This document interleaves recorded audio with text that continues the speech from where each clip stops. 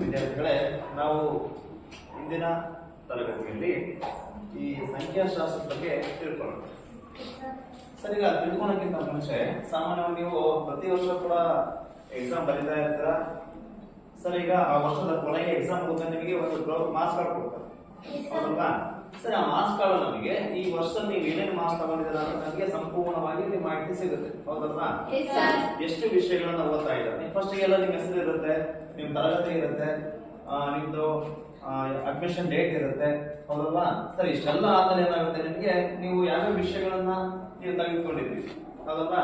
ನೀವು ಯಾವ್ಯಾವ ವಿಷಯಗಳನ್ನ ಎಕ್ಸಾಮ್ ಬರ್ತಿದ್ದೀರಾ, ಎಷ್ಟೆಷ್ಟು ಮಾರ್ಕ್ಸ್ ಎಕ್ಸಾಮ್ ಮಾಡಿದ್ರು, ಅದಕ್ಕೆ ನೀವು ಎಷ್ಟೆಷ್ಟು ಮಾರ್ಕ್ಸ್ ತಗೊಂಡಿದ್ದೀರಾ, ಹೌದಲ್ವಾ? ಪಾಸ್ ಆಗಿದೆಯೋ ಫೇಲ್ ಆಗಿದೆಯೋ, ಒಟ್ಟು ಅಂಕಗಳಾದ್ರೆ ಏನಾಗುತ್ತೆ, ನಿಮಗೆ ಅಲ್ಲಿ ಎಷ್ಟು ಮಾರ್ಕ್ಸ್ ತಗೊಂಡಿದ್ದೀರಾ ಅಂತ ಬಂದ್ಬಿಟ್ಟು ನಿಮಗೆ ಇಷ್ಟು ಪರ್ಸೆಂಟೇಜ್ ಅಂತ ಬರುತ್ತೆ, ಹೌದಲ್ವಾ?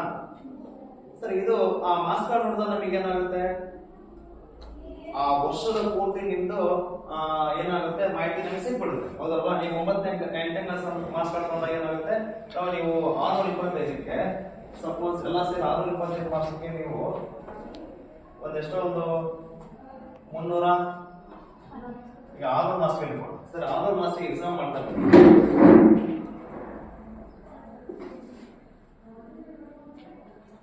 ಸರಿ 360 ಮಾರ್ಕ್ಸ್ ನೀವು ತೆಗೆದುಕೊಂಡಿದ್ದೀರ, ಹೌದಲ್ವಾ? ಎಷ್ಟು ಪರ್ಸೆಂಟೇಜ್ ಆಗುತ್ತೆ?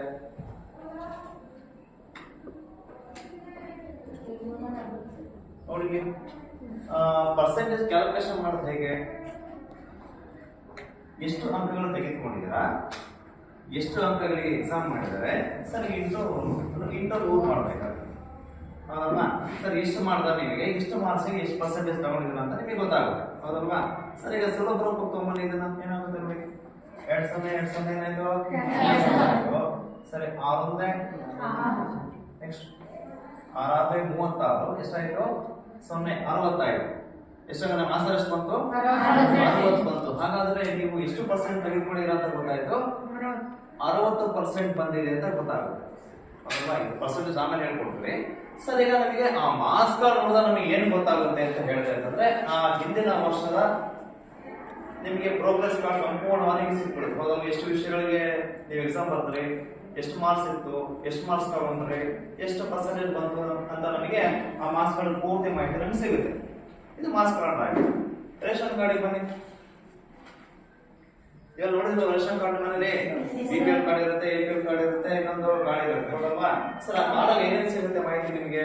ಮನೆ ಯಜಮಾನ ಯಾರು, ಹೌದಲ್ವಾ? ಅವನಿಗೆ ಏಜ್ ಎಷ್ಟು, ಆಮೇಲೆ ಅವ್ರ ಹೆಂಡತಿ ಹೆಸರೇನು, ಮಕ್ಕಳ ಹೆಸರೇನು, ಅವ್ರ ಏಜ್ ಎಷ್ಟು, ಎಲ್ಲ ನಮಗೆ ಸಂಪೂರ್ಣ ಮಾಹಿತಿ ಸಿಗುತ್ತಲ್ವಾ, ಹೌದಲ್ವಾ?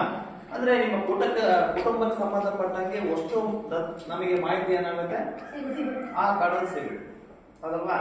ಸರಿ, ಈ ತರ ಒಂದು ವಿಷಯಕ್ಕೆ ಸಂಬಂಧಪಟ್ಟಂತೆ ದತ್ತಾಂಶಗಳನ್ನು ಸಂಗ್ರಹಿಸಿ ವಿವರಣೆ ಮತ್ತೆ ವಿಶ್ಲೇಷಣೆ ನೀಡುವ ಶಾಸ್ತ್ರಕ್ಕೆ ಸಂಖ್ಯಾಶಾಸ್ತ್ರ ಅಂತ ಕರಿತೀವಿ, ಹೌದಲ್ವಾ? ಮಾರ್ಕ್ಸ್ ಕಾರ್ಡ್ ಅಲ್ಲಿ ಯಾವ ವಿಷಯ ಇರುತ್ತೆ? ಪರೀಕ್ಷೆಗೆ ಸಂಬಂಧಪಟ್ಟಿದ ವಿಷಯ ಇರುತ್ತೆ, ಹೌದಲ್ವಾ? ರೇಷನ್ ಕಾರ್ಡ್ ಅಲ್ಲಿ ಯಾವ್ದು ಮಾಹಿತಿ ಇರುತ್ತೆ? ಕುಟುಂಬಕ್ಕೆ ಸಂಬಂಧಪಟ್ಟಂಗೆ ಮಾಹಿತಿ ಇರುತ್ತೆ, ಹೌದಲ್ವಾ? ಆ ಕಾರ್ಡ್ ನೋಡಿದಾಗ ನಮಗೆ ಏನಾಗುತ್ತೆ, ಸಂಪೂರ್ಣ ಮಾಹಿತಿ ನಮಗೆ ಸಿಕ್ಬಿಡುತ್ತೆ, ಹೌದಲ್ವಾ? ಈ ತರ ವಿವರಣೆ ಮತ್ತೆ ವಿಶ್ಲೇಷಣೆ ನೀಡುವ ಶಾಸ್ತ್ರಕ್ಕೆ ಸಂಖ್ಯಾಶಾಸ್ತ್ರ ಅಂತ ಹೇಳಿ ಕರೀತೀವಿ. ಅರ್ಥ ಆಗಿದೆಯಾ? ಸರಿ, ಬರ್ಕೊಳ್ಳಿ. ಇದು ಸಂಖ್ಯಾಶಾಸ್ತ್ರ.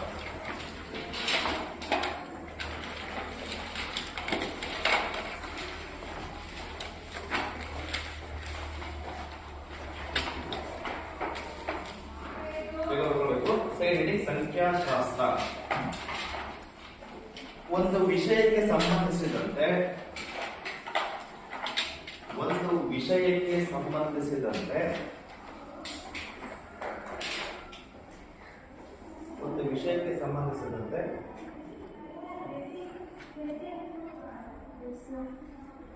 ದತ್ತಾಂಶವನ್ನು ಸಂಗ್ರಹಿಸಿ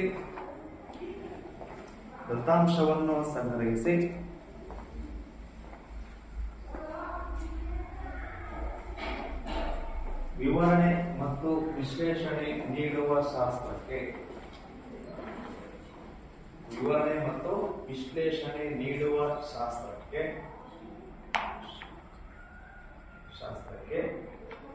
ಸಂಖ್ಯಾಶಾಸ್ತ್ರ ಎನ್ನುವರು. ವಿವರಣೆ ಮತ್ತು ವಿಶ್ಲೇಷಣೆ ನೀಡುವ ಶಾಸ್ತ್ರಕ್ಕೆ ಸಂಖ್ಯಾಶಾಸ್ತ್ರ ಎನ್ನುವರು.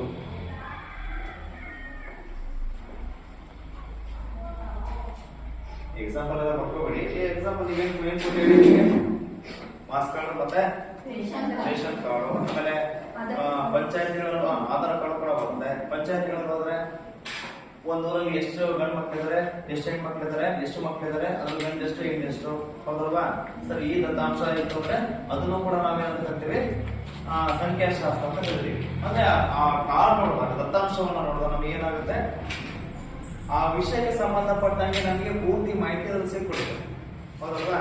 ಸರಿ, ಈ ವಿವರಣೆ ಮತ್ತು ವಿಶ್ಲೇಷಣೆ ನೀಡುವ ಶಾಸ್ತ್ರಕ್ಕೆ ನಾವು ಸಂಖ್ಯಾಶಾಸ್ತ್ರ ಅಂತ ಹೇಳಿ ಕರಿತೀವಿ. ಕೇಳಿಸ್ಕೋಬೇಕು.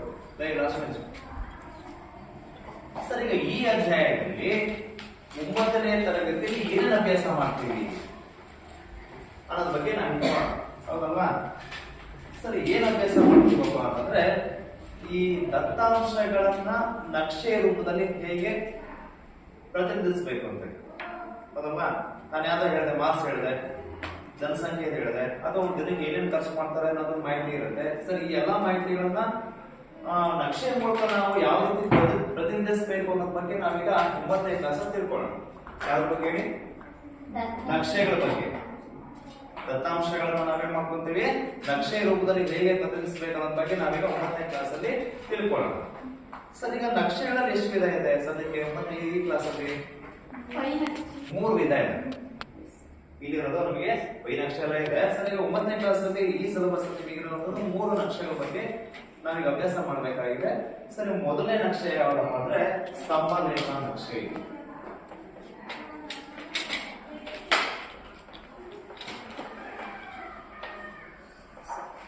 ಸ್ತಂಭ ರೇಖಾ ನಕ್ಷೆ. ಸರಿ, ಎರಡನೇ ನಕ್ಷೆ ಯಾವ್ದಪ್ಪ ಅಂತಂದ್ರೆ ಹಿಸ್ಟೋಗ್ರಾಮ್ ಅಂತ ಬರುತ್ತೆ.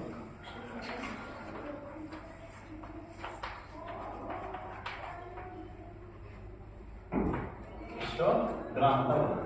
ಸರಿ, ಮೂರನೇ ನಕ್ಷೆ ಯಾವ್ದಪ್ಪ ಅಂತಂದ್ರೆ ಆವೃತ್ತಿ ಬಹುಭುಜಾಕೃತಿಗಳು.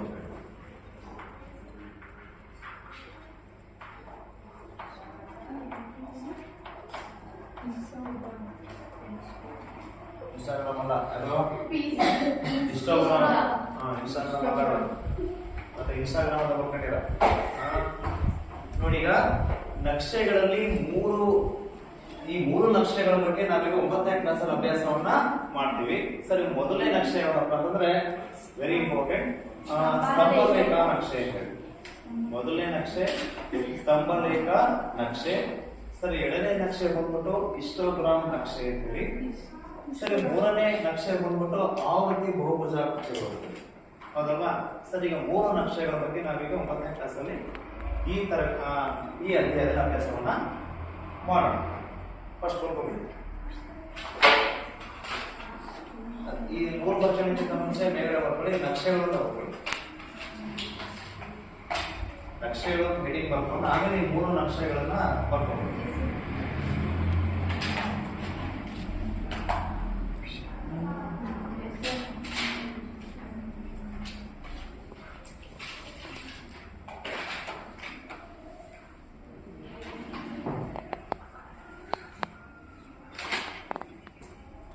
ಆಯ್ತಾ?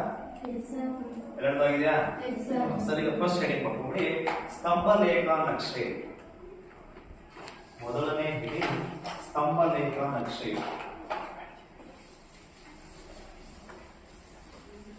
ಮೊದಲನೇ ಹೆಡಿಂಗ್ ಸ್ತಂಭ ರೇಖಾ ನಕ್ಷೆ. ಸರಿ, ಈಗ ಫಸ್ಟ್ ಲೆಕ್ಕ ಬರ್ಕೊಳ್ಳೋಣ. ಲೆಕ್ಕ ಬರ್ಕೊಳ್ಳಿ.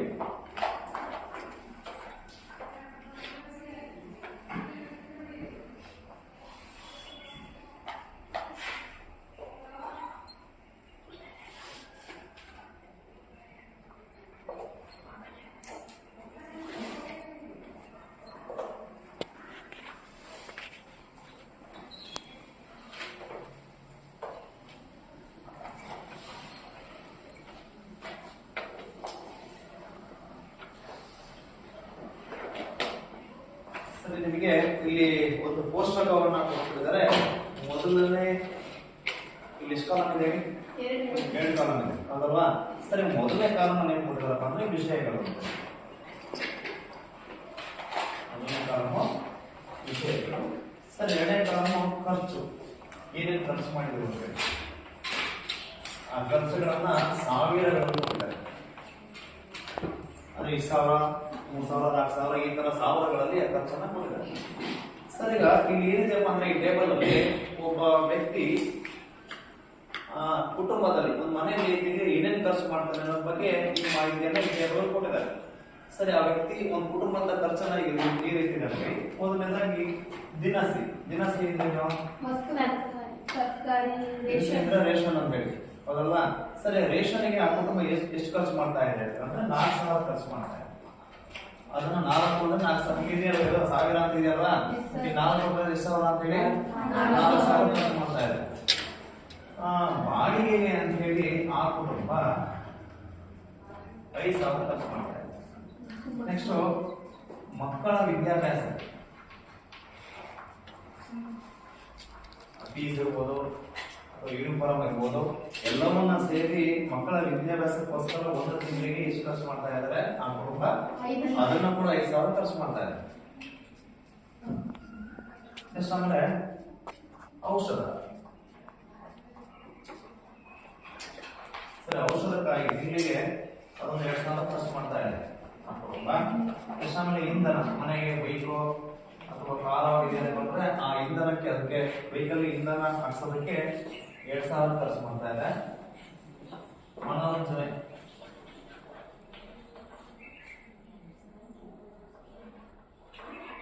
ಅಂದ್ರೆ ಟಿವಿ, ಕರೆನ್ಸಿ ಇರ್ಬೋದು ಅಥವಾ ಇದರ ಇತ್ತು ಅಂದ್ರೆ ಅದು 1,000 ಖರ್ಚಿದೆ. ಆಮೇಲೆ ಇತರೆ ಖರ್ಚನ್ನ 1,000 ಮಾಡ್ತಾ ಇದೆ. ಎಕ್ಸ್ಟ್ರಾ ಏನೋ ಸಮಥಿಂಗ್ ಫಂಕ್ಷನ್ ಹೋಗ್ತಾರೆ, ಗಿಫ್ಟ್ ಕೊಡ್ಸ್ಬೇಕಾಗತ್ತೆ, ಹೌದಲ್ವಾ? ಸರ್, ಈ ತರ ಎಲ್ಲ ಊರಿಗೆ ಹೋಗ್ಬೇಕಾಗಿರುತ್ತೆ, ಬಸ್ ಚಾರ್ಜು, ಇತರೆ 1,000 ಖರ್ಚು ಮಾಡ್ತಾರೆ. ಇದಿಷ್ಟು ಒಂದು ಕುಟುಂಬದ ಖರ್ಚಿನ ವಿವರ ಆಯ್ತಲ್ವಾ? ಸರ್, ಇದನ್ನ ಟೇಬಲ್ ರೂಪದಲ್ಲಿ ಕೊಟ್ಬಿಟ್ಟಿದ್ದಾರೆ. ಇದಕ್ಕೆ ನಾವು ಸ್ತಂಭ ಲೇಖ ನಕ್ಷೆನ ಹೇಳ್ಬೇಕು. ಎಂತ ನಕ್ಷೆ ಹೇಳ್ಬೇಕಾಗಿದೆ? ಸ್ತಂಭ ಲೇಖ ನಕ್ಷೆನ ಹೇಳಬೇಕಾಗಿದೆ. ಎಷ್ಟು ಅಂಶ ಇದೆ ಅದರಲ್ಲಿ? ಎಷ್ಟು ಅಂಶ ಇದೆ? 7 ಅಂಶ ಇದೆಯಾ? ನಕ್ಷೆ ಆಗೋದಿಲ್ಲ, ಅದನ್ನು ಹಾಗೆ ಮಾಡ್ಬೇಕು. ಇದನ್ನು ಬ್ಲಾಕ್ ಔಟ್ ಮಾಡಬೇಕು.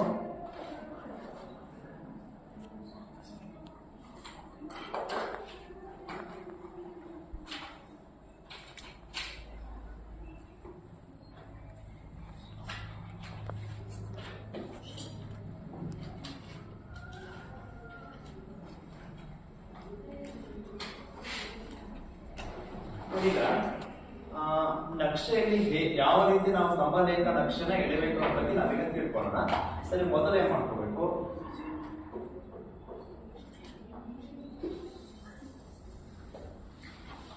ನೋಡೀಗ ನಕ್ಷೆಯಲ್ಲಿ ಮೊದಲು 2 ಅಕ್ಷರಗಳನ್ನ ಹೇಳ್ಕೋಬೇಕು.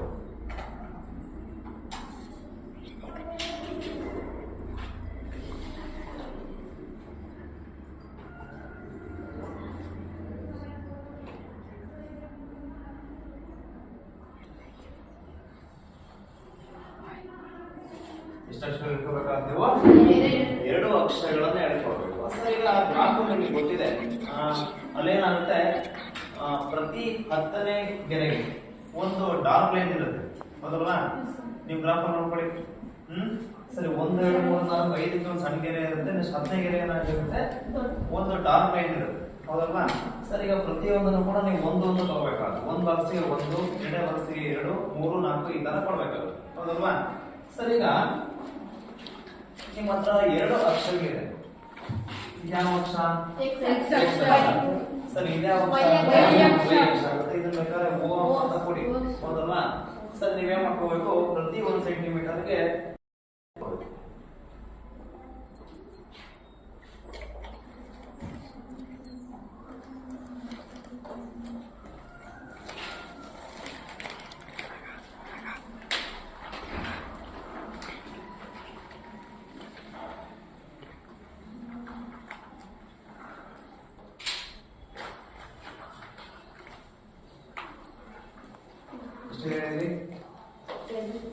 ಎಷ್ಟು ಅಂಶ ಇದೆ?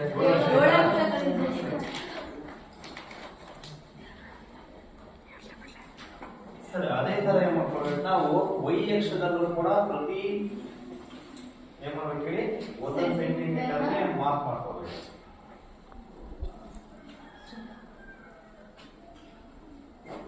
ಸ್ವಲ್ಪ ಲೆಕ್ಕ ದೊಡ್ಡದಾಗಬೇಕು ಅಂದ್ರೆ 2 ಸೆಂಟಿಮೀಟರ್ಗೆ ಒಂದನ್ನು ಮಾರ್ಕ್ ಮಾಡ್ಕೋಬಹುದು.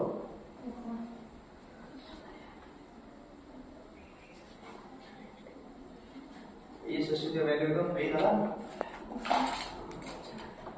ಯಾಕೆ ಹೀಗೆ ಬಂದ್ಬಿಡುತ್ತೆ, ಬೇಡ. ಅದಕ್ಕೆ ಏನ್ ಮಾಡ್ಬೇಕು ನಾನು 2 ಸೆಂಟಿಮೀಟರ್ಗೆ ಪುಟ್ ಮಾಡ್ಬೇಕು.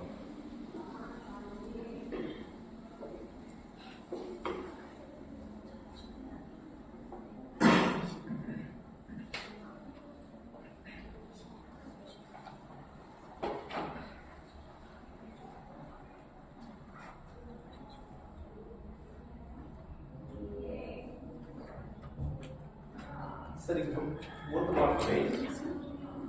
ಇಷ್ಟಾದ್ಮೇಲೆ ನೋಡಿ, ಸರಿ ಈಗ ನಿಮ್ಗೆ 2 ಅಂಶ ಇದಾವಲ್ವಾ, ಹೇಳಿ 2 ಅಂಶಗಳು ಯಾವ್ಯಾವ? ವಿಷಯಗಳು ಮತ್ತೆ ಖರ್ಚು ಅಲ್ವಾ. ನೀವೇ ಮಾಡ್ಕೊಳ್ಬೇಕಾಗತ್ತೆ, ಒಂದು ಅಂಶವನ್ನ ಒಂದು ಅಕ್ಷರದಲ್ಲಿ ಬುಕ್ ಮಾಡ್ಕೊಳ್ಳಿ, ಇನ್ನೊಂದು ಅಂಶವನ್ನ ಇನ್ನೊಂದು ಅಕ್ಷರದಲ್ಲಿ ಬುಕ್ ಮಾಡ್ಕೊಳ್ಳಿ, ಹೌದಲ್ವಾ. ಸರಿ, ಮೊದಲನೇ ಅಂಶ ಏನಿದೆಯೋ ಅದನ್ನ ಎಷ್ಟು ಅಕ್ಷರದಲ್ಲಿ ಮಾರ್ಕ್ ಮಾಡ್ಕೊಳ್ಬೇಕು? ಸರಿ, ಮೊದಲನೇ ಅಂಶ ಏನಿದೆ? ವಿಷಯಗಳನ್ನ ಎಕ್ಸ್ ಅಕ್ಷರದಲ್ಲಿ ಬುಕ್ ಮಾಡ್ಕೊಳ್ಬೇಕು. ಆಮೇಲೆ ಖರ್ಚನ್ನ ನೀವೇನ್ ಮಾಡ್ಕೊಳ್ಬೇಕಾಗುತ್ತೆ? ವೈ ಅಕ್ಷರದಲ್ಲಿ ಬುಕ್ ಮಾಡ್ಕೊಳ್ಬೇಕು, ಹೌದಲ್ವಾ. ಹೇಳಿ. ಸರಿ, ಈಗ ಸ್ತಂಭಲೇಖ ನಕ್ಷೆನ ಯಾವ ರೀತಿ ಎಳಿಬೇಕಪ್ಪ ಅಂತಂದ್ರೆ ಇಷ್ಟನ್ನ ಮಾರ್ಕ್ ಮಾಡ್ಕೊಂಡ್ಮೇಲೆ ಎಷ್ಟು ವೈ ಅಕ್ಷರದಲ್ಲಿ ನೋಡಿ ಬೆಲೆಗಳು ಹೇಗಿದೆ? ವೈ ಅಕ್ಷರದಲ್ಲಿ ಬೆಲೆಗಳೇನಿದೆ? ವೈ ಅಕ್ಷರದಲ್ಲಿ ಅಂದ್ರೆ ಖರ್ಚು 1 2 3 4 5 ಈ ತರ ಎಷ್ಟೇ ಇದೆ ಅಲ್ವಾ. ಸರಿ, ನೀವೇನ್ ಮಾಡ್ಕೊಳ್ಬೇಕಾಗುತ್ತೆ? ವೈ ಅಕ್ಷರದಲ್ಲಿ ನೀವೇನು 1 ಸೆಂಟಿಮೀಟರ್ ಬುಕ್ ಮಾಡ್ಕೊಂಡಿದ್ರಲ್ವಾ, ಸರಿ ಬೆಲೆಗಳನ್ನ ಕೊಡಬೇಕು. ಸರಿ, ಮೊದಲನೇ ಬಿಂದು ಏನು ಅಥವಾ ಮೊದಲನೇ 1 ಸೆಂಟಿಮೀಟರ್ ಏನಾಗುತ್ತೆ? 1 ಆಗುತ್ತೆ. ಎಷ್ಟು? 2 3 4 5 ಸಾಕಲ್ವಾ. ಬೇಕಾದ್ರೆ ಇನ್ನೊಂದು ಅಕ್ಷರ ಹೇಳ್ಕೊಳ್ಳಿ, 6 ಆಗುತ್ತೆ. ಸರಿ, ವೈ ಅಕ್ಷರ ಮುಗಿಯುತ್ತೆ, ಎಕ್ಸ್ ಅಕ್ಷರಕ್ಕೆ ಬನ್ನಿ. ಇಲ್ಲೇ ಮಾರ್ಕ್ ಮಾಡ್ಕೊಳ್ಬೇಕು, ವಿಷಯಗಳು ಬರ್ಕೊಳ್ಬೇಕು, ಹೌದಲ್ವಾ. ಸರಿ, ಈಗ ಒಂದು ಬರ್ಕೊಂಡ್ಮೇಲೆ ಒಂದನ್ನು ಖಾಲಿ ಬಿಡಬೇಕು. ಸರಿ, ಈಗ ಮೊದಲನೇ 1 ಸೆಂಟಿಮೀಟರ್ ಇದೆಯಲ್ವ, ಇದು ಮೊದಲನೇ 1 ಸೆಂಟಿಮೀಟರ್ಗೆ ಮೊದಲನೇ ಅಂಶ ಯಾವುದು? ಇದನ್ನ ಬರ್ಕೊಂಡ್ಬಿಟ್ಟು ಈ ತರ ಉಲ್ಟಾ ಬರ್ಕೊಂಡ್ಬಿಟ್ಟು ಈ ಜಾಗ ಕಡಿಮೆ ಆಗುತ್ತಲ್ವಾ. ಸರಿ, ದಿನಸಿ ಆಗುತ್ತೆ. ಎಷ್ಟು? 1 ಸೆಂಟಿಮೀಟರ್ 1 ಬಾಕ್ಸ್ ಅನ್ನ ಬಿಡಿ, ನೆಕ್ಸ್ಟ್ ಬಾಕ್ಸ್ ಅಲ್ಲಿ ಏನ್ ಮಾಡ್ಕೋಬೇಕು? ಯಾವ್ದನ್ನ ಹಾಕೋಬೇಕು? ಬಾಡಿಗೆ ಹಾಕೋಬೇಕು. ಎಷ್ಟು? 1 ಸೆಂಟಿಮೀಟರ್ ನೆಕ್ಸ್ಟ್ ಏನ್ ಮಾಡ್ಕೋಬೇಕು? ಮಕ್ಕಳ ವಿದ್ಯಾಭ್ಯಾಸ ಮಾಡ್ಕೊಳ್ಬೇಕಾಗುತ್ತೆ. ಮಕ್ಕಳ ವಿದ್ಯಾಭ್ಯಾಸ. ನೆಕ್ಸ್ಟ್ ಆಮೇಲೆ ಔಷಧ 1 ಬಾಕ್ಸ್ ಅನ್ನು ಬಿಡಿ, ನೆಕ್ಸ್ಟ್ ಬಾಕ್ಸ್ ಗೆ ಔಷಧಿ. ನೆಕ್ಸ್ಟ್ ನೆಕ್ಸ್ಟ್ ಬಾಕ್ಸ್ ಅಲ್ಲಿ ಏನಾಗುತ್ತೆ? ಇಂಧನ ಮಾರ್ಕ್ ಮಾಡ್ಕೊಳ್ಬೇಕಾಗುತ್ತೆ. ನೆಕ್ಸ್ಟ್ ಬಾಕ್ಸ್ ಮನೋರಂಜನೆ ಕೇಳ್ಕೊಳ್ಬೇಕಾಗುತ್ತೆ. ನೆಕ್ಸ್ಟ್ ಇನ್ನೊಂದು ಬಾಕ್ಸ್ ಈ ತರ ಬರುತ್ತಲ್ವಾ. ಲಾಸ್ಟ್ ಒನ್ ಯಾವುದು? ಈ ತರ 2 ಅಂಶಗಳನ್ನ 2 ಅಕ್ಷರದಲ್ಲಿ ಹೇಳ್ಕೋಬೇಕಾಗುತ್ತೆ, ಹೌದಲ್ವಾ. ವಿಷಯಗಳನ್ನ ಎಕ್ಸ್ ಅಕ್ಷರದಲ್ಲಿ ಮಾರ್ಕ್ ಮಾಡ್ಕೊಂಡಿದ್ದೀನಿ. ನೆಕ್ಸ್ಟ್ ಆಮೇಲೆ ಖರ್ಚನ್ನ ಏನ್ ಮಾಡ್ಕೊಂಡಿದ್ದೀನಿ ನಾನು? ವೈ ಅಕ್ಷರದಲ್ಲಿ ಪ್ರತಿ 1 ಸೆಂಟಿಮೀಟರ್ಗೆ 1,000 ಅಂತೇಳಿ ಮಾರ್ಕ್ ಮಾಡ್ಕೊಂಡಿದ್ದೀನಿ, ಹೌದಲ್ವಾ. ಸರಿ, ಈ ತರ ಎಳ್ಕೊಂಡ್ಮೇಲೆ ಏನ್ ಮಾಡ್ಕೊಳ್ಬೇಕಾಗುತ್ತೆ? ಈ ಅಂಶಗಳನ್ನ ನಕ್ಷೆ ಮೇಲೆ ಬುಕ್ ಮಾಡ್ಕೊಳ್ಬೇಕು. ಈ ಅಂಶಗಳನ್ನ ನಕ್ಷೆ ಮೇಲೆ ಬುಕ್ ಮಾಡ್ಕೊಳ್ಬೇಕಾಗುತ್ತೆ. ಯಾವ ರೀತಿ ಮಾಡ್ಕೊಳ್ಳೋದು? ಈಗ ಮೊದಲನೇ ಅಂಶಕ್ಕೆ ಬನ್ನಿ, ಏನಿದೆ? ದಿನಸಿ. ದಿನಸಿಗೆ ಎಷ್ಟು ಸಾವಿರ ಖರ್ಚು ಮಾಡ್ತಾ ಇದ್ದಾನೆ? 4,000. 4 ಎಲ್ಲಿ ಬರುತ್ತೆ ದಿನಸಿಯಲ್ಲಿ? ಅದನ್ನ ಮಾಡ್ಕೊಳ್ಬೇಕಾಗುತ್ತೆ. ನೋಡಿ, ಈಗ ಇದು ಯಾವ ಕಾಲಂ? ಇದು ದಿನಸಿ. ದಿನಸಿಗೆ ಅವ್ನು ಎಷ್ಟು ಸಾವಿರ ಖರ್ಚು ಮಾಡ್ತಿದ್ದಾನೆ? 4,000. 4 ಎಲ್ಲಿ ಬರುತ್ತೋ ಅಲ್ಲಿ ನೀವು ಮಾಡ್ಕೊಳ್ಬೇಕಾಗುತ್ತೆ, ಹೌದಲ್ವಾ.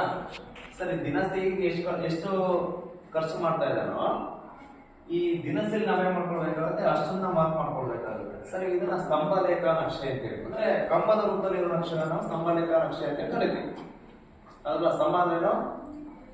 ಕಂಬ ಅಂತ ಹೇಳಿ, ಹೌದಲ್ವಾ. ಸರಿ, ಈಗ ಮೊದಲನೇ ಖರ್ಚನ್ನ ಅದನ್ನ ಮಾರ್ಕ್ ಮಾಡ್ಕೊಳ್ಬೇಕಾಗುತ್ತೆ. ಈಗ ದಿನಸಿಗೆ 4,000ಕ್ಕೆ ಮಾರ್ಕ್ ಮಾಡ್ಕೊಳ್ಳಿ. ಅದನ್ನ ಏನ್ ಮಾಡ್ಕೊಳ್ಬೇಕಾಗುತ್ತೆ? ನೀವು ಆ ಸೆಂಟಿಮೀಟರ್ ನ ಪೂರ್ತಿ ಹೇಳ್ಕೊಳ್ಬೇಕಾಗುತ್ತೆ.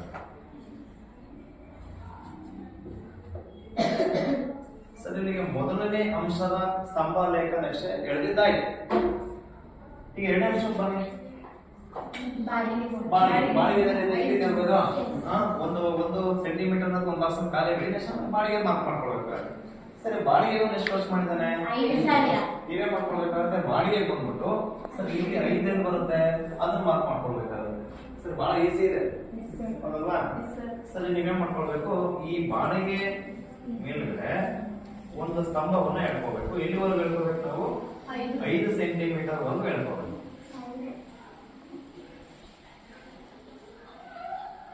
ಸರ್ ಅಲ್ಲಿಗೆ 2ನೇ ವಿಷಯದ ಸ್ತಂಭ ಲೇಖ ನಕ್ಷೆ ಎಳೆದು ಮುಗಿತು. ಅರ್ಥ ಆಗ್ತಿದ್ಯಾ? ಸರಿ, ಈ ರೀತಿ ನೀವೇ ಮಾಡ್ಕೊಳ್ಬೇಕಾಗುತ್ತೆ. ಮಿಕ್ಕ ಅಂಶಗಳಿಗೆ ಸ್ತಂಭ ಲೇಖ ನಕ್ಷೆ ಎಳೆದ್ಬಿಟ್ಟು ಅಲ್ಲಿಗೆ ನಾವು ಈ ಟೇಬಲ್ಗೆ ಸ್ತಂಭ ಲೇಖ ನಕ್ಷೆ ಎಳೆದು ಓದೋದು. ಅರ್ಥ ಆಗಿದ್ಯಾ? ಸರ್, ಈಗ ನೆಕ್ಸ್ಟ್ ಒಂದು ಯಾರು ಮಾಡ್ತೀರಾ? ವಿದ್ಯಾಭ್ಯಾಸ ಯಾರು ಮಾಡ್ತೀರಾ? ಮಣಿ ಹೇಳ್ತಾ ನೋಡಿ. ಈಗ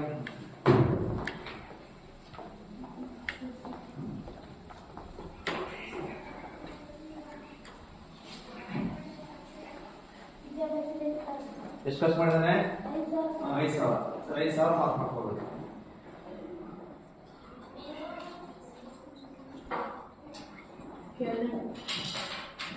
ನೀವು ಗ್ರಾಫ್ ಲೀಟಾಗಿ ಬರ್ತದೋ ಆಯ್ತಾ? ಗ್ರಾಫ್ ಮಾಡಿದ್ರು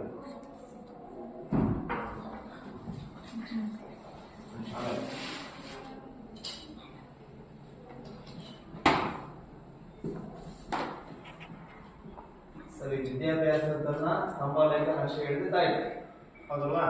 ನೆಕ್ಸ್ಟ್ ಯಾವುದು? ಔಷಧಿ. ನೀವು ಹೌದು ಮೇಡಮ್, ಸರಿ ಇಲ್ಲ?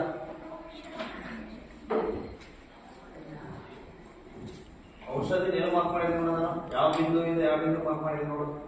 ಅದು ಎಷ್ಟು ಖರ್ಚು ಮಾಡಿದಾನೆ ಔಷಧಿಗೆ? 2,000 ಮಾರ್ಕ್ ಮಾಡ್ಬೇಕು.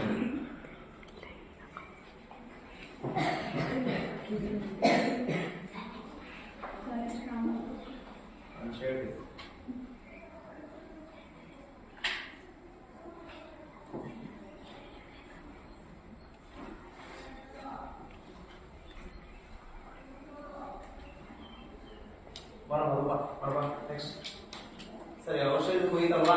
ಎಷ್ಟಾದ್ರು ಇಂಧನವನ್ನ ನೀವು ಸಾಮಾನ್ಯ ಅಷ್ಟೇ ಹೇಳ್ಕೋಬೇಕು.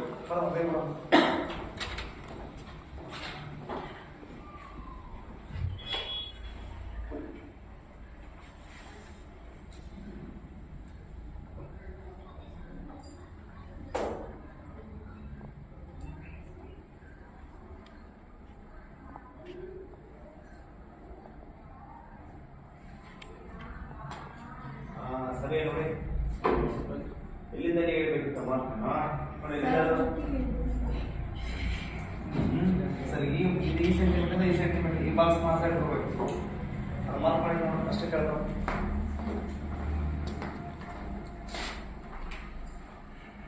ಸರಿ, ಹಾಕೊಂಡಿಲ್ಲಲ್ಲ ಅಷ್ಟು ಹಾಕೋ. ಯಾವ್ಯಾವ ಅಂಶ ಅಂತ ಹಾಕೋ.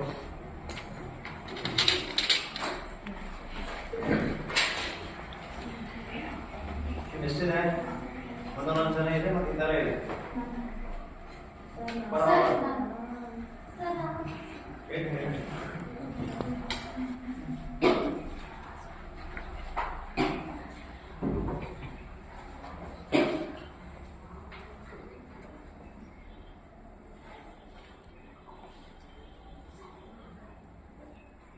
ಸರಿ, ಲೆಕ್ಕ ಗ್ರಾಫಲ್ಲೂ ಮಾಡ್ಬೋದು ಅಥವಾ ನೋಟ್ಬುಕ್ ಅಲ್ಲಿ ಸಮೇತ ಒಂದು ಸೆಂಟಿಮೀಟರ್ ನೀಟಾಗಿ ಹೇಳ್ಕೊಂಡೇ ಮಾಡ್ಕೋಬಹುದು.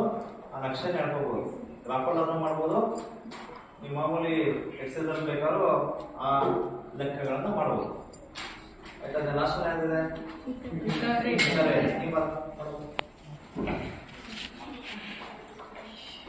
ಸರಿ, ಈಸಿ ಇದಲ್ವಾ? ಎಕ್ಸಾಮ್ ಅಲ್ಲಿ 3 ಮಾರ್ಕ್ಸ್ಗೆ ಕೇಳ್ತಾರೆ. ಈಸಿಯಾಗಿ ನಾವು 3 ಮಾರ್ಕ್ಸ್ ಅನ್ನ ತಗೋಬಹುದು.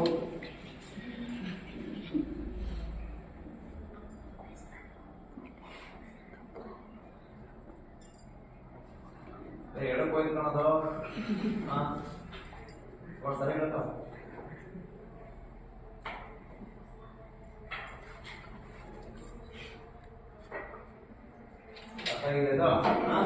ಸರ್, ಈ ತರ ಕೊಟ್ಟಿರುವ ದತ್ತಾಂಶಗಳಿಗೆ ನಾವು ಈ ತರ ಸ್ತಂಭಗಳನ್ನ ಹಾಕೋದ್ರ ಮೂಲಕ ನಾವು ಮಾರ್ಕ್ ಮಾಡ್ತೀವಲ್ವಾ? ಸರಿ, ಇದನ್ನ ಸ್ತಂಭ ಲೇಖ ನಕ್ಷೆ ಅಂತ ಹೇಳಿ, ಸ್ತಂಭ ಲೇಖ ನಕ್ಷೆ ಅಂತ ಹೇಳಿ. ಸರಿ, ನಾವು ಈಸಿಯಾಗಿ ಮಾಡ್ಕೋಬಹುದು. ಒಂದ್ ಅಂಶವನ್ನ ಒಂದ್ ಅಕ್ಷಕ್ಕೆ ಕೊಟ್ಬಿಡಿ, ಇನ್ನೊಂದು ಅಂಶವನ್ನ ಇನ್ನೊಂದು ಅಕ್ಷಕ್ಕೆ ಕೊಡಿ. ನೆಕ್ಸ್ಟ್ ಈಗ ಬೆಲೆಗಳು ಏನ್ ಮಾಡ್ಕೊಡ್ಬೇಕಾಗುತ್ತೆ, ನೀವು ಇಲ್ಲಿ ಕೊಡ್ಬೇಕಾಗುತ್ತೆ. ಅರ್ಥ ಆಗ್ತಿದ್ಯಾ? ಇನ್ ಕೇಸ್ ಅವರು 8,000, 9,000, 10,000 ಬಂತು, ನೀವೇ ಮಾಡ್ಬೇಕಾಗಿತ್ತು, ಇಲ್ಲಿ ಕೊಡ್ಕೋಬೇಕಾಗಿತ್ತು, ಹೌದಲ್ವಾ? ಸರಿ, ಈಗ 7, 8, 9, 10 ಹಿಂಗ್ ಕೊಡ್ಬೇಕಾಗಿತ್ತು. ಅಲ್ಲಿ ಬೆಲೆಗಳು ಹೆಂಗಿರುತ್ತೋ ಅದ್ರ ಪ್ರಕಾರ ನೀವೇ ಮಾಡ್ಕೊಡ್ಬೇಕಾಗುತ್ತೆ.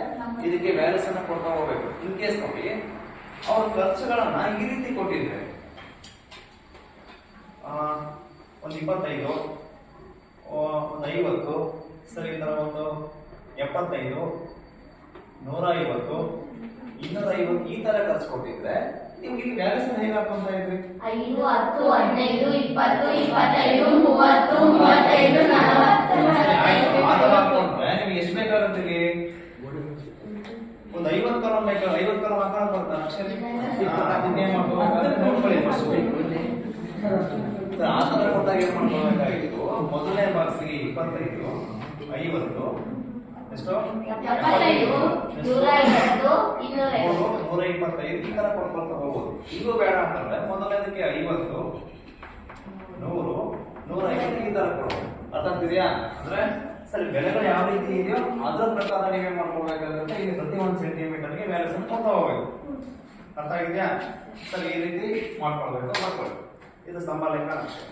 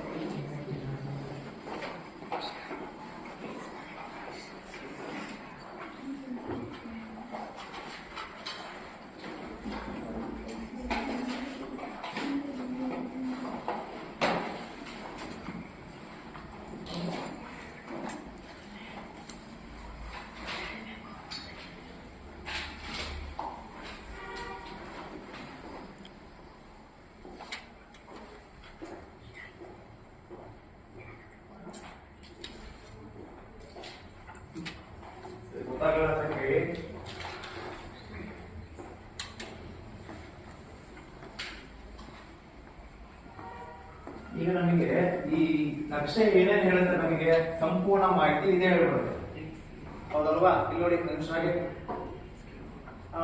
ಈ ನಕ್ಷೆ ನೋಡ್ಕೊಂಡು ನೀವು ಆನ್ಸರ್ ಮಾಡಿ. ಇಲ್ಲಿ ಯಾವುದಕ್ಕೆ ಎಷ್ಟು 5,000 ಖರ್ಚು ಮಾಡಿದೆ? ಮತ್ತೆ ಮಕ್ಕಳ ವಿದ್ಯಾಭ್ಯಾಸ. ಹೇಳಕ್ಕೂ ಕೂಡ ಎಷ್ಟು ಖರ್ಚು ಮಾಡಿದೆ? 5,000 ಖರ್ಚು ಮಾಡಿದೆ. ಕಡಿಮೆ ಖರ್ಚು ಯಾವ್ದಕ್ಕೆ ಮಾಡಿದೆ? ಮತ್ತೆ ಇದಕ್ಕೆ ಕಡಿಮೆ ಖರ್ಚು ಮಾಡಿದೆ. ಯಾವುದಕ್ಕೆ ಎಷ್ಟು ಖರ್ಚು ಮಾಡಿದೆ? ಮತ್ತೆ ಮಕ್ಕಳ ವಿದ್ಯಾಭ್ಯಾಸಕ್ಕೆ ಹೈಯೆಸ್ಟ್ ಖರ್ಚನ್ನ ಮಾಡಿದೆ, ಹೌದಲ್ವಾ? ಸರಿ, ಈ ಟೇಬಲ್ ನೋಡಿದ್ರೆ ನಮಗೆ ಸಂಪೂರ್ಣ ಮಾಹಿತಿ ಆ ಕುಟುಂಬ ನಮಗೆ ಸಿಕ್ಬಿಡುತ್ತೆ. ಯಾವ್ಯಾವ್ದಕ್ಕೆ ಎಷ್ಟು ಖರ್ಚು ಮಾಡಿದ್ದಾರೆ, ಸರಿ, ಯಾವ್ಯಾವ್ದಕ್ಕೆ ಸಮವಾಗಿ ಖರ್ಚು ಮಾಡಿದ್ದಾರೆ, ಯಾವ್ದಕ್ಕೆ ಜಾಸ್ತಿ ಖರ್ಚು ಮಾಡಿದ್ದಾರೆ, ಯಾವ್ದಕ್ಕೆ ಕಡಿಮೆ ಖರ್ಚನ್ನ ಮಾಡಿದ್ದಾರೆ ಅಂತ ನನಗೆ ಈ ನಕ್ಷೆ ನೋಡಿದಾಗ ಗೊತ್ತಾಗ್ಬಿಡುತ್ತೆ, ಹೌದಲ್ವಾ? ಸರಿ, ಇದು ಸ್ತಂಭ ಲೇಖ ನಕ್ಷೆ.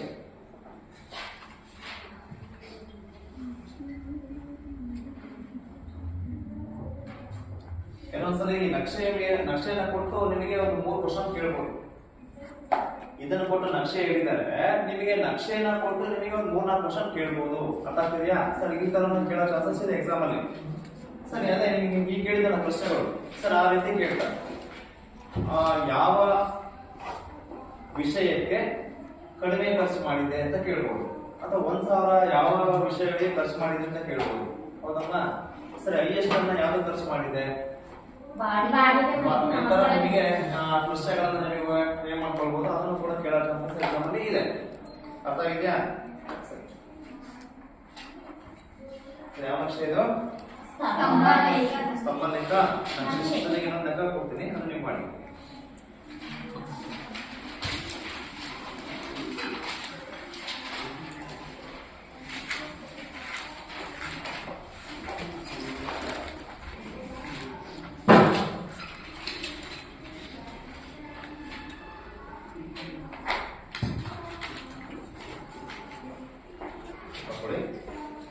ಭಾರತೀಯ ಸಮಾಜದ ವಿವಿಧ ವಿಭಾಗಗಳಲ್ಲಿ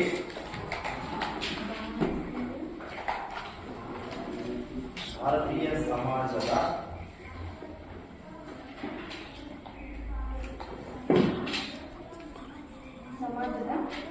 ಸಮಾಜದ ವಿವಿಧ ವಿಭಾಗಗಳಲ್ಲಿ ವಿಭಾಗಗಳಲ್ಲಿ 1,000 ಹುಡುಗರಿಗೆ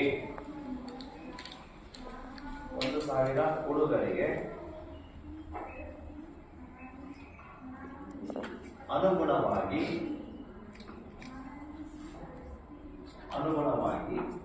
ಇರುವ ಹುಡುಗಿಯರ ಸಂಖ್ಯೆಯನ್ನು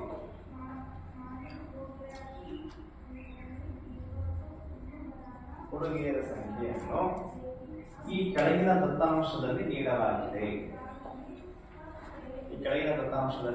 ನೀಡಲಾಗಿದೆ. ಯಾವ್ಯಾವ ಕ್ಯಾಸ್ಟ್ ಅಲ್ಲಿ ಎಷ್ಟು ಜನ ಹುಡುಗರಿಗೆ ಎಷ್ಟು ಜನ ಹುಡುಗಿಯರು ಇದ್ದಾರೆ ಅಂತೇಳಿ ಈ ದತ್ತಾಂಶಗಳನ್ನು ನೀಡಲಾಗಿದೆ.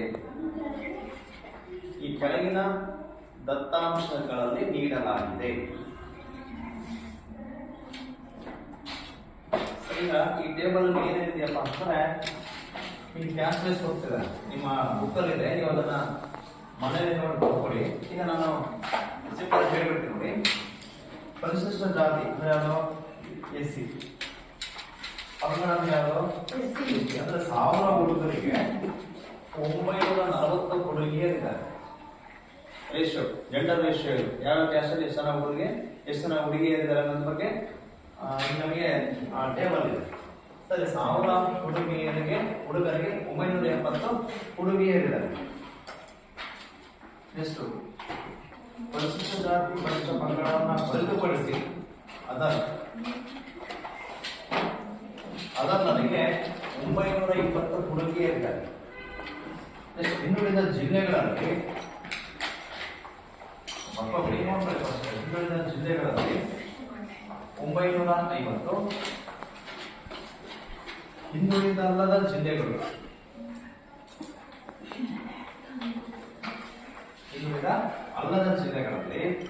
920 ಇದೆ. ಎಷ್ಟು? ಗ್ರಾಮೀಣದಲ್ಲಿ 1000 ಹುಡುಗರಿಗೆ 930 ಹುಡುಗಿಯರಿದ್ದಾರೆ. ಎಷ್ಟು? ನಗರದಲ್ಲಿ 910 ಇದೆ. ಈ ತರ ಒಂದು ದತ್ತಾಂಶವನ್ನು ಕೊಟ್ಟಿದ್ದಾರೆ, ಹೌದಲ್ವಾ? ಸರಿ, ಈ ದತ್ತಾಂಶಗಳಿಗೆ ನೀವೇ ಮಾಡ್ಕೊಡ್ಬೇಕಾಗುತ್ತೆ ಸ್ತಂಭ ಲೇಖ ನಕ್ಷೆನ ಹೇಳ್ಕೊಡ್ಬೇಕು, ಹೌದಲ್ವಾ? ಸರ್, ಯಾವ ರೀತಿ ಹೇಳ್ತೀರಾ? ಎಕ್ಸ್ ಅಕ್ಷಕ್ಕೆ ಯಾಕೆ ಕೊಡ್ತೀರಾ? ಎಕ್ಸ್ ಅಕ್ಷಕ್ಕೆ ಯಾಕೆ ಕೊಡ್ತೀರಾ? ವಿಷಯಗಳನ್ನು ಕೊಡಿ, ಹೌದಲ್ವಾ? ನಾನು ಹೆಂಗಿಲ್ಲಿ ದಿನಸಿ ಬಾಡಿಗೆ ಹೆಂಗ್ ಕೊಟ್ಟಿದ್ದೀರಾ, ನೀವೇ ಮಾಡ್ಕೊಡ್ಬೇಕಾಗುತ್ತೆ. ಮೊದಲನೇ ಬಾಕ್ಸ್ಗೆ SC ST ಅದರ್ಸ್, ಹೌದಲ್ವಾ? ಆಮೇಲೆ ಹಿಂದುಳಿದ ಜಿಲ್ಲೆಗಳು, ಹಿಂದುಳಿದ ಅಲ್ಲದ ಜಿಲ್ಲೆಗಳು, ಎಷ್ಟು? ಗ್ರಾಮೀಣ ಮತ್ತು ನಗರ. ಸರಿ, ಈ ತರ ಎಕ್ಸ್ ಅಕ್ಷಕ್ಕೆ ಕೊಟ್ಟು ಹೋಗ್ಬೇಕು. ವೈ ಅಕ್ಷಕ್ಕೆ ಬೇರೆ ಬೇರೆ ಯಾವ ತರ ಕೊಡಬೇಕು ನೋಡಿ. ಈಗ 910, 920, ಸರಿ, ಹೌದಲ್ವಾ? ಸರಿ, ವೈ ಅಕ್ಷಕ್ಕೆ ಬೆಲೆಗಳು ಯಾವ ರೀತಿ ಕೊಡಬೇಕು? 1, 2, 3, 4 ಅಂತ ಕೊಡ್ಬೇಡಿ. ಈಗ ನೋಡಿ ಏನಾಗಿದೆ, 900 ಬೇರೆ ಇದೆಯಲ್ವಾ? 910, 20 ಹಿಂಗೆ ಇದೆ. ಆಗ ನೀವೇ ಮಾಡ್ಕೊಡಿ. ಮೊದಲನೇದಕ್ಕೆ 900 ಕೊಡಿ, 910, 920, 930 ಈ ತರ ಇಲ್ಲಿವರೆಗೂ ಇದೆ. ಅಲ್ಲಿ ಕೊಡಿ. 70ವರೆಗೂ ಇದೆ, ಹೌದಲ್ವಾ? ಸರಿ, ವೈ ಅಕ್ಷರ ಈ ತರ ಮಾರ್ಕ್ ಮಾಡ್ಕೊಂಡು ನೀವೇ ಮಾಡ್ಕೊಳ್ಬೇಕಾಗುತ್ತೆ ಸ್ತಂಭ ಲೇಖ ನಕ್ಷೆ ಹೇಳ್ಕೋಬೇಕು, ಹೌದಲ್ವಾ? ಸರಿ, ಮೊದಲನೇ ನೋಡಿ. SC ಎಷ್ಟಿದೆ? 940 ಇದೆ, ಇಲ್ಲಿದೆ. ಸರಿ, ಈ ತರ ಒಂದು ಸ್ತಂಭವನ್ನು ಹೇಳ್ಕೋಬೇಕು. ಎಷ್ಟು ಹೇಳಿದ್ರು? 970. ಸೇಮ್ ಇದೆಯಾ? 70 ಇಲ್ಲೆಲ್ಲ ಮಾರ್ಕ್ ಮಾಡ್ಕೊಂಡು ಹೇಳ್ಕೋಬೇಕು. ಸರಿ, ಈ ತರ ನೀವೇ ಮಾಡ್ಕೊಳ್ಬೇಕಾಗುತ್ತೆ ಸ್ತಂಭ ಲೇಖ ನಕ್ಷೆ ಹೇಳ್ಕೋಬೇಕು. ಅರ್ಥ ಆಗಿದೆಯಾ? ಸರಿ, ಮಾಡಿ ಬೇಗ ಇಲ್ಲೇ ಮಾಡಿ. ಸರಿ, ಇದನ್ನ ಹೋಮ್ ವರ್ಕ್ ತಗೊಳ್ಳಿ. ಅರ್ಥ ಆಗಿದೆಯಾ? ಸರಿ, ಇದನ್ನ ಹೋಮ್ ವರ್ಕ್ ಮಾಡ್ಕೊಳ್ಳಿ.